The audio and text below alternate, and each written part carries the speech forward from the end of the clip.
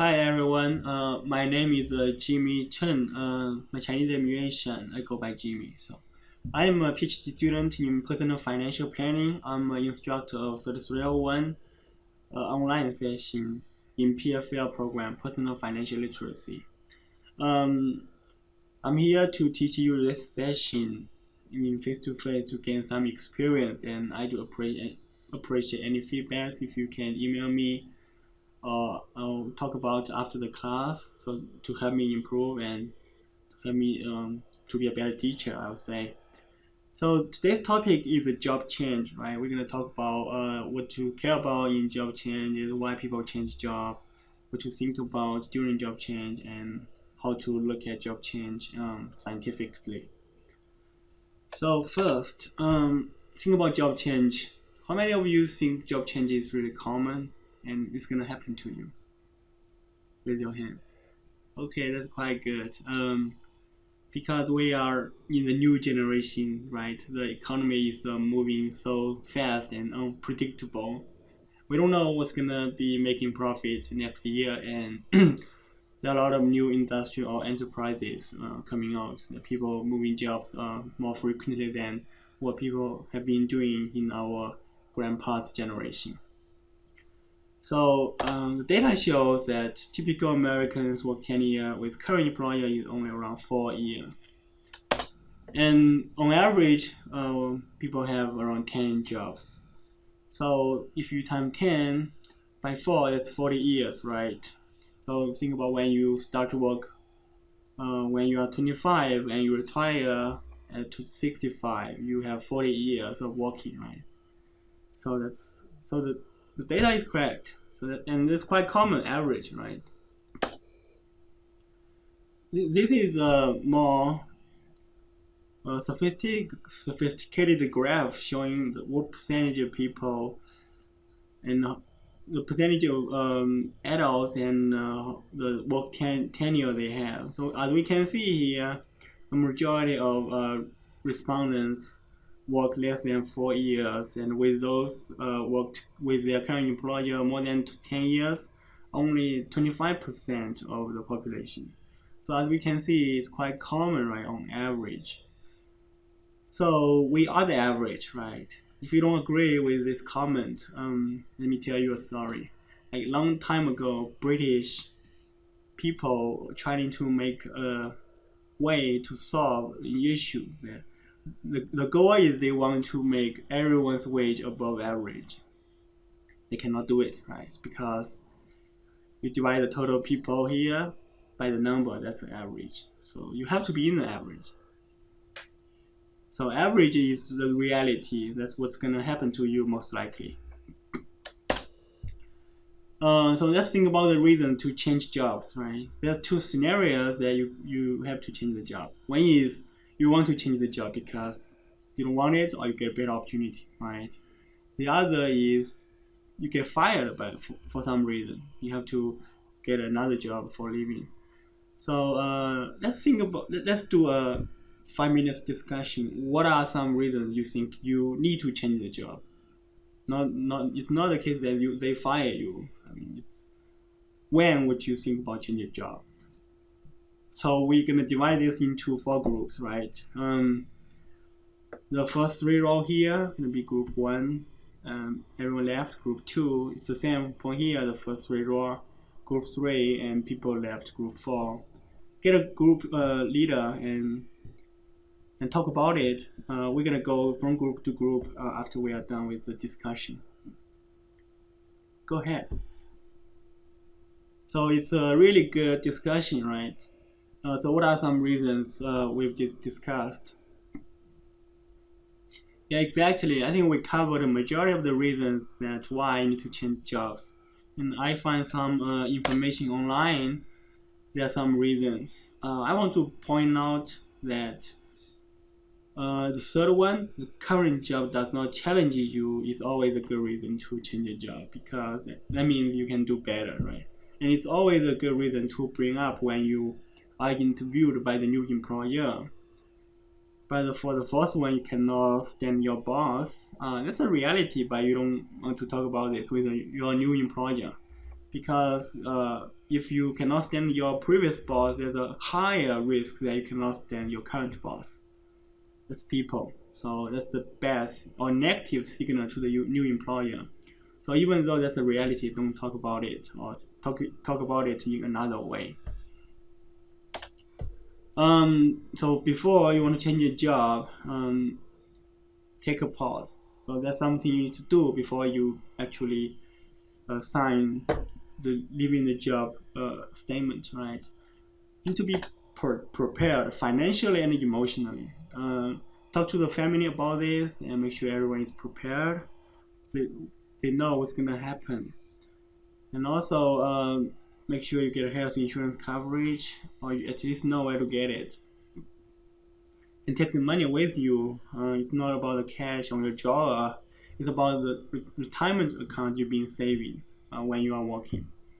And also, you might consider rework your budget if it's necessary. Last thing, which is also really important, don't think about job loss as the bad thing in your life. It can be a good thing, a great opportunity to make you think more and advance your career.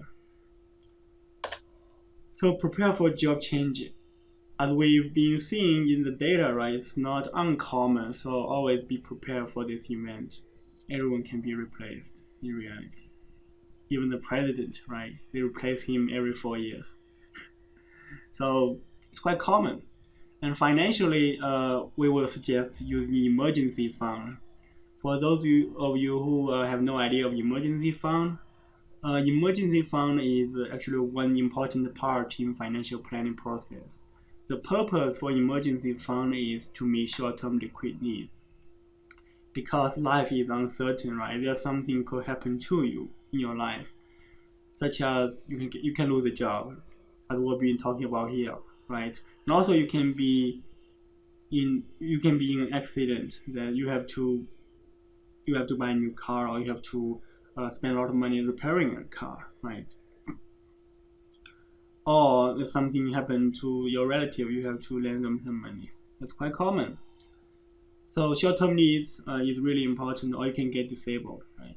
So normally we recommend actually 3 to 6 months expense saved in a liquid vehicle.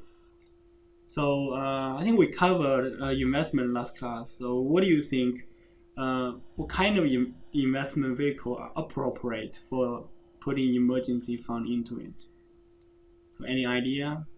I think we have stock, bonds, like real estate, mutual funds, and money market mutual funds, saving, checking. So exactly, we can put them into saving accounts, checking accounts, or money market mutual funds. So why we need to hedge against medical shocks? Why we need to get health insurance coverage? Because it's really expensive. 18,000. Do you believe it? That's the reality, right? And look at the procedures. United States happen to be one of the most expensive countries for medical costs. So for a hip replacement, it's around $20,000. So if you don't have insurance, but you've been saving in your saving account for your kids' college, they can gone immediately. They're gonna sue you. The collection agent is gonna call you if they know you have money, right? So always, if you have money saved, be sure to get health insurance coverage. But if you don't have money, that's a different story, right? You have no money at all, no income, go for government benefits. So, but it's really bad to be in the middle. Be prepared. So what are some options available? You can enroll your spouse plan, talk to your spouse HR about it. It's by HIPAA Act. You have you can request within 30 days of losing eligibility. This is a special enrollment. You don't have to wait until the open enrollment period.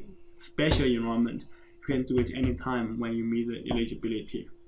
And they have pre-existing condition look back 6 months. But if you can provide credible coverage from your previous employer or the health insurance company offering health insurance coverage for your company, the issue can be solved. But make sure there's no break longer than 63 days. And also, you can still be covered on the current health insurance plan for a certain amount of time. Normally it's 18 months according to COBRA. And you might respond to their notice in 60 days. The benefit for this is no gap for the coverage, but you have to pay the group premium by yourself. So there's no gap for the coverage. For example, if you lose job in the new year, January 1st, right? And you get a notice later in February 1st, and then you send the notice back immediately. The coverage starts from January 1st. So this is good, right? There's no gap here. So some people may choose to wait for a while within that 6-day period to see whether they need it. If they need it, go ahead and request it. If you don't, and find a job in 16 days, a new job, get new health insurance coverage, just don't need it at all. It gives you flexibility, right? According to the new Affordable Care Act, shop for individual health plan can also be an option. It's not as bad as it was. It can be cheaper. And also remember, take money with you. We've been talking about retirement benefits, right? We have defined benefit plan and defined contribution plans. So for these two different types of plans, for the first one, it's employer's money, right? They promise to pay you. So most likely you cannot take the money with you until you are eligible. So just leave it there. When you are eligible, they can give you the money. But make sure you talk with the HR, double check on this. For defined contribution plan, you contribute the majority of the money, right? And they do sometimes do matching, right? But it's subject to vesting. You have to be there for a certain amount of time that you can take the money with you. So look into the details to see how much money you have with the HR, but you are able to transfer the account balance. You always can transfer the money you have with you. So how to take the money in defined contribution benefits with you? You can do normally two ways: lump sum or roll over into your new IRA or new 401k. For the lump sum, you might need to pay income tax. You have to pay income tax, and sometimes penalty. So there are some eligible conditions for non-penalty, right? You have to be 59 and a half. You can be disabled and can be separated from an employer for how many years? You are over 55 and separate from an employer. This kind of conditions are like requirement conditions. Just double check with this HR on this condition to avoid any penalty. And for lump sum, it might not be a good idea, because if you get a lot of money in hand, think about the scenario that you get 1 million in hand. What are you gonna do? It's bad, right? Some people will just spend it, so it's always not good. That's why they give you penalty, because they don't want you to ruin your own retirement. Otherwise, who is gonna pay? The government will pay for it. Roll over your own IRA or the new 401k the new employer offers. Always we recommend do a direct rollover, right?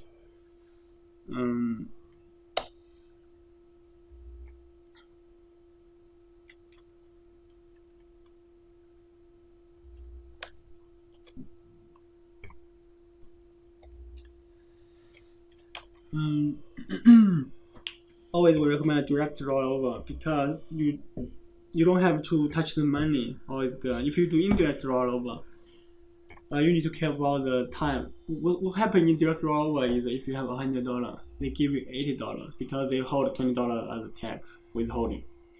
And in 60 days, you have to put $100 back, which means you need to borrow $20 somewhere to make $100 to put it back. And the fire tax, get the $20, you give them back when at the end of the year when you file tax returns. This is not good, right? If you have $1 million, you need to borrow $200,000 somewhere else and give it back to them and get it back at the end of the year. So it's not good. And if you don't put the money back, it's considered early distribution, total lump sum early distribution, and they're gonna penalize you 10%. So you lose 10% for no reason. You just take it away. So always think about it. Call your HR. Direct rollover can be done from trustee to trustee, which means just call the plan administrator. They're gonna work this out with you. If you still worry about it, consult an advisor or institution. Manage the plan. And also another point to mention here is that the money in retirement plan is always protected. So if you are fired or a company goes bankrupt, don't worry about the money. It's protected. For defined benefit plan, PBGC is going to pay you some amount of money, but it's less amount. And for the defined contribution plan, such as the 401k, it's essentially a trust, a legal trust, so the money is always there. One thing is ERISA protects a retirement benefit. It's unlimited, right? But if you roll it over into your IRA, the protection is up to 1 million. So if you have more than 1 million in your IRA, your creditor can get whatever is above 1 million. So beware of this. It's not 100% for IRA because this Department of Labor is another story. Normally, credit cannot access your retirement benefit as I've been talking about, but just care about the IRAs. No, and also spouse are always eligible by law to get some spouse share, because you've been stay together with each other, and in law they consider you as one economy unit. So. And in Texas, it's community property, which means everything you have after marriage is half and half, even the income. So if your wife stay at home, don't make any money, you're making 100,000. Legally, it's not that you're making 100,000 because she is making 50,000 and you're making 50,000. That's law.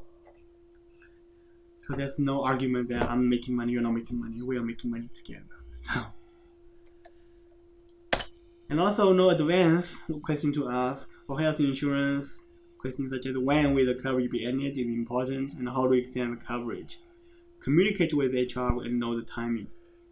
Sometimes you use a grace period to play this game. It is good. For retirement, just know the plan administrator, because when you move or when you leave the company, just get your contact information updated and know when they can help you. And a statement showing how much money you have, such as summary plan descriptions, summary annual reports are always some easy to read documents, even though they're not that easy for individuals, but still quite simple. Just beware of this, get a hold of one person in HR, be friend with them, and sometimes they can save you a lot of money in trouble. So another thing I want to talk about is the working budget. If you get laid off, money is always the issue, right? You might consider cutting your spending if needed, and your spending is actually will be cut because you don't need to go to work every day. The gas will be saved. You don't have to buy coffee every day, so it can be saved. You can work more time at home. Right? You don't need to hire someone to mow your to mow your lawn. You can do it by yourself, and you can even file for unemployment benefits if you want to. Work part-time, it can be a good opportunity to get some money and a good opportunity to learn about other new industries that you are interested in. And also advance your career, like what I've been thinking about. Don't think it's too bad. I mean, it's a tough situation, but it's not the end of life. It's not the end of the world, right? A lot of people, they can do better after this because they know what they love. They know what they want to do. People worrying about like stuff, but I do think a lot of people do need to take a break to think about what they want to do. Otherwise, life is short, right? You don't you don't want to be like a robot. If you're like a robot and you're 65, you can get more opportunity and satisfaction somewhere else. But some people worry about the risk. But we know like sometimes risk has a risk premium, right? If you have to stand some risk, that's a reality. If you don't want to stand risk, stay at home. Even if you stay at home, there's some risk, right? Some people worry about even taking the plan. But people are different because you need to learn about risk they have. That's why financial planning is so important. You understand the risks and don't be afraid. You know the scientific way to look at these things. It's life, right? It's gonna help you perform better. So what do you like and what you're really good at? Reflect why you quit the job. Evaluate the direction of your new career. Look for new opportunities. So when you stay at home looking for a job itself is your full-time job, right? So make sure you update your resume to network opportunities if you find any, and learn new skills required for the new job you are interested. Don't get discouraged. A lot of people get discouraged. That's not good. Just be positive and active. You will be better. You'll be fine. Go to church if you do think about, if you do really need some help, and talk to friends, talk to the family. Enjoy the time with family, right? When you go to work, you have less time. So this is a great time that you spend more time with the family to enjoy the life. So that's all I have. If you have any questions, please let me know. Thank you guys, and I do really appreciate any comments or feedbacks that you have. Email me, talk to me, it'll be fine. Thank you.